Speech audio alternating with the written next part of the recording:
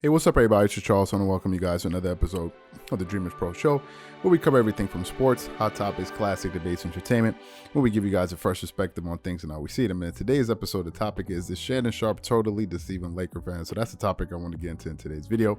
But before we get into that, I want you guys to please make sure you go ahead and hit the like button, hit the subscribe button, and hit the notification bell to be notified whenever we drop our content. Also, make sure you check out Dreamerspro Max, an online sports community, a place you can talk about basketball, chat live during games, and so many other cool things. We have that linked in the comment section, and also make sure you click the join button to become a member of the channel. So anyway, you guys see me cracking up here. By the way, excuse the attire where I'm at is pretty cold right now, so just excuse that. But anyway, let me get into this topic here. I'm cracking up already. Let me tell you why, man. Yo, you know what it is, man? Like, Shannon Sharpe and Skip Bayless finally came back today, and I don't know what it is with people in the media just afraid to tell Laker fans the truth, give him an honest assessment, right? Nobody wants to do it. And then whenever you do it, oh, this guy's hating, he a hater, he's lame, all of these different things, right? Y'all know the Lakers made a lot of off-season acquisitions. They made a lot of moves. And the biggest move that they made was the acquisition of Russell Westbrook. And I gave my thoughts on that, right? I gave you guys an honest analysis. And I said that I just thought that it was a terrible fit. Why? Because Russell Westbrook is a triple-double machine that cannot shoot. Right, and I'm not looking at him as an individual player.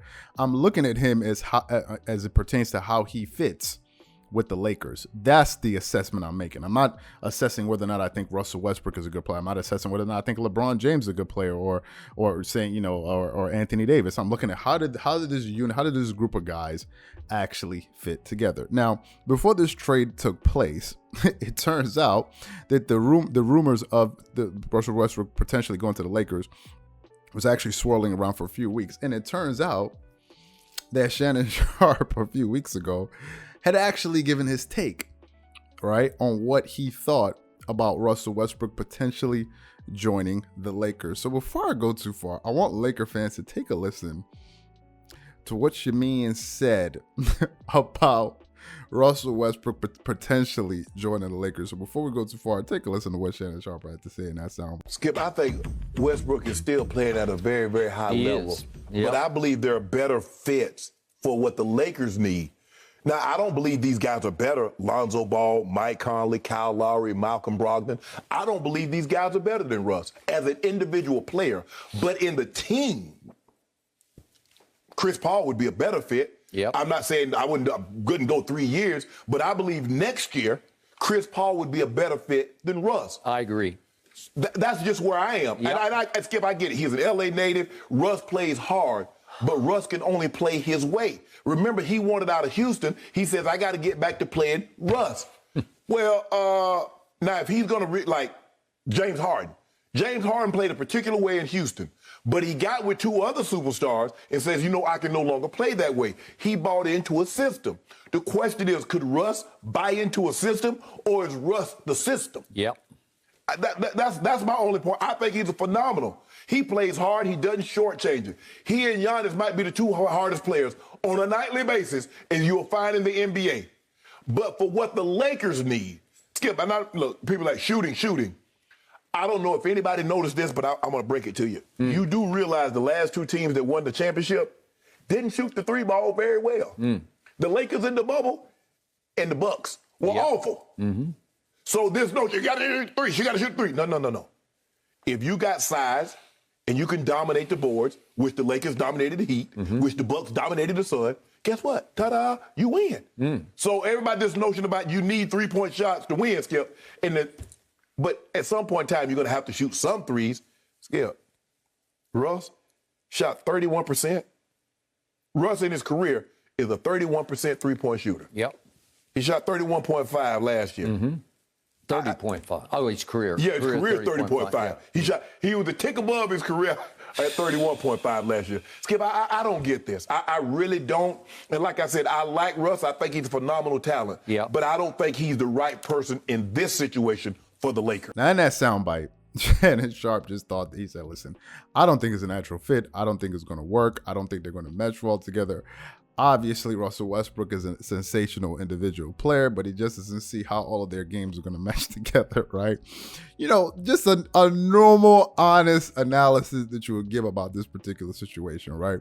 And funny enough, on Dreamerspro Max, some of our members had posed the question, what about Westbrook? And I said, stay the hell away from Russell Westbrook. He's a great player. I don't want Russell Westbrook on the Clippers. The Clippers are made of two-way players that can shoot. We don't need a Russell Westbrook on the team. It's a terrible decision maker when it comes to winning basketball games. I wouldn't want him on the team, right? I said they just need to steer clear of Russell Westbrook, right? So those are my thoughts. So just today when Undisputed returned, you know, they had to talk about the Lakers acquiring Russell Westbrook. So they asked Shannon Sharpe. They said, hey, Shannon, what do you think about this trade? And do you think it's going to work? So before I go too far, I want you guys to take a listen to what Shannon Sharpe had to say today. Take a listen. Last season, Shannon, are the Lakers better or worse than they were last season? Yeah, what do you Shannon. got? Skip, I believe they're better. I don't think it's a natural fit between Russ, Bron, and AD. But what Brooklyn showed is that if guys are willing to sacrifice, it's not a natural fit between James Harden and Kyrie Irving. Kevin Durant will fit any system in any era, anytime. Thank you. He's different. Set him aside. Russ and Bron both like to have the ball in their hands. Russ is not an outside shooter. Bron likes to have, and what they've done is the supporting role, the role players, are all shooters. Malik Monk, Wayne Ellington, Kendrick Nunn, Melo Bazemore, all those guys shoot really well. Agreed. When he was at best, the 4 years he was in Miami, shooters, Battier, Ray Allen, Mike Miller, he had guys that can knock down the three. He did. This is not a natural fit, but I think the thing is with Russ, for the last 5 years, Skip, he's had a triple-double. He's accomplished everything he possibly can individually. The only thing that's missing from his resume is what? A championship. He has a gold medal. He has an MVP. He has a All-Star Game MVP. Now, this is his best chance to get a championship. He's playing with two guys that has championship pedigree. LeBron James goes without saying.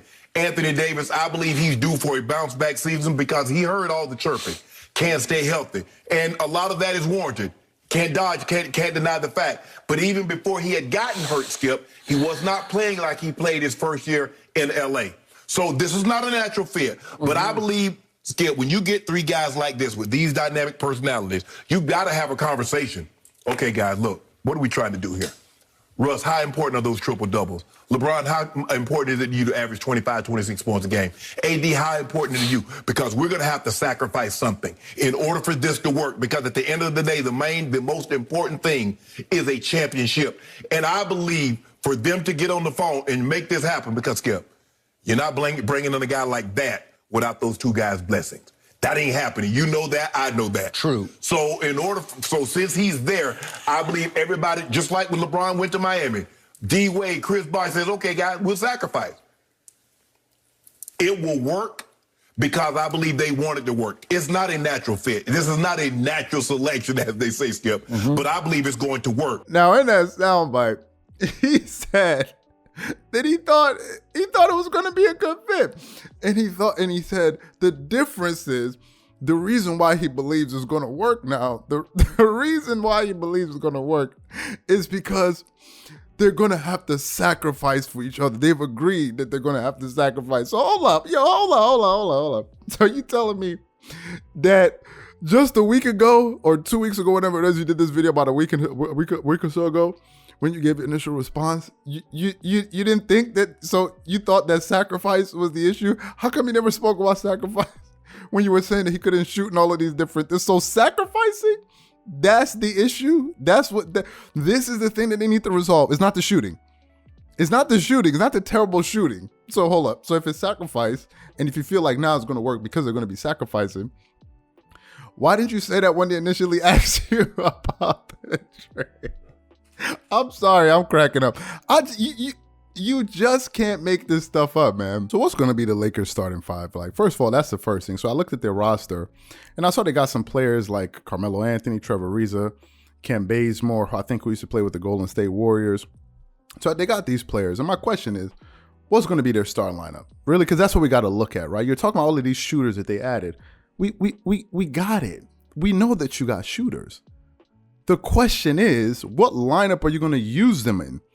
If your starting lineup is LeBron James, Russell Westbrook, Anthony Davis, Trevor Ariza and Marc Gasol, you don't have a lot of shooting on the floor. Really, your two shooters are Marc Gasol and LeBron and AD at times. So all of these guys that you're talking about, they're going to be part of the bench unit. So when we're sitting here talking about, oh, they got all this shooting. Yeah, you have all this shooting, but where are you playing them? That's why I'm wondering what lineups are they going to use? So when they're out there giving you guys this analysis of, oh, I think it's going to work. It's like, so anyway, listen, I don't want to go on too long with this thing, but all I want to know is what changed.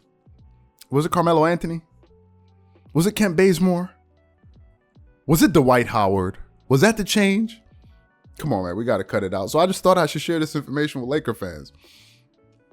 I think he might be taking you guys for a ride, man, and y'all got to wake up because this thing is hilarious. So those are my thoughts and opinions, man. Y'all let me know what you think. Whatever you guys think, please leave your thoughts and comments in the comment section below. Once again, this is Charles here from Dreamerspro. Wishing you guys an amazing day and catch you guys on the next episode.